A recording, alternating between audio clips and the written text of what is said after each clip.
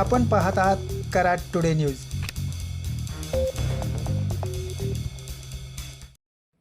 पुणे बेंगलोर राष्ट्रीय महामार्गावर तासवडे टोलनाकानजीक सातारा बाजूकडे जाणाऱ्या लेनवर मोठमोठे खड्डे पडले होते. याबाबत कराड टुडे न्यूजच्या माध्यमातून बातमी दाखवल्यानंतर 4 दिवसांनी अखेर महामार्ग प्राधिकरणासह MIDCला जाग आली. आज या ठिकाणी MIDCला पाणीपुरवठा करणाऱ्या पाईपलाईनचे लिकेज काढण्याचे काम सुरू करण्यात आले आहे. ते पूर्ण झाल्यानंतर या मार्गावरील रस्ता दुरुस्ती करण्यात येणार आहे.